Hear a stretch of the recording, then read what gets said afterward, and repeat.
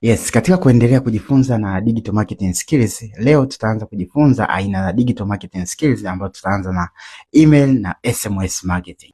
Email marketing ni njia ambayo unaweza kufanya mawasilisho ya biashara yako, bidhaa mpya kwa wateja wako kupitia barua pepe ambayo kwa mfano kwenye email marketing tunaona makampuni mengi sana yanatumia newsletter kwamba inaonyesha kwamba kampuni yake inafanya biashara gani au kampuni yake ina ofa gani. Tukachukulia mfano katika kila mwisho wa mwaka unakuta kampuni inatengeneza greeting, shukrani ya gift bag au invitation ambayo inasendi kwa wateja wake wote kwa kupitia email marketing. Tunachukulia mfano utakuta kwenye mataasisi kama mabenki industry kwamba wanataka kuwakumbusha wale wateja wake wote ambao hawakutumia akaunti zao kwa muda mrefu kama jinsi Uchumi Benki inavyofanya. Kwa hiyo ile inakuwa ina alert kwa kupitia SMS au email wale wateja ambao hawakutumia zile account kwa muda mrefu na zikawa dormant, waweze kufika kwenye matawi na kuweza kuziactivate. Kwa hiyo lakini pia ukiacha pia aina nyingine ambao mfano mwingine wa SMS, unakuta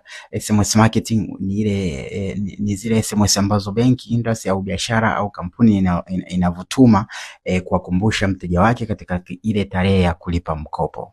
Kuna software ambazo unaweza kutumia, kuna HubSpot ambao unaweza kutumia kwenye email marketing. Lakini yes, katika kuendelea kujifunza na digital marketing skills, leo tutaanza kujifunza aina za digital marketing skills ambazo tutaanza na email na SMS marketing.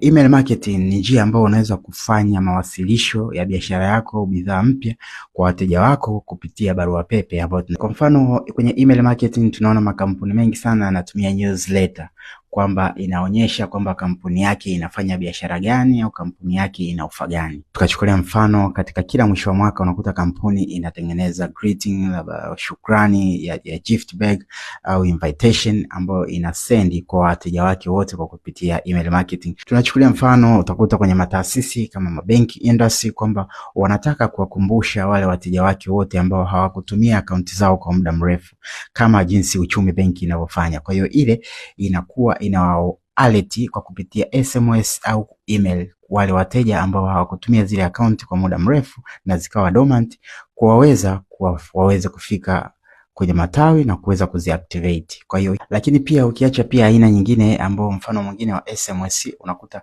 SMS marketing ni ile ni zile SMS ambazo benki industry au biashara au kampuni inavutuma kuwakumbusha mteja wake katika ile tarehe ya kulipa mkopo. Kuna software ambazo unaweza kutumia, kuna HubSpot ambao unaweza kutumia kwenye email marketing, lakini pia katika SMS wanaita bulk SMS.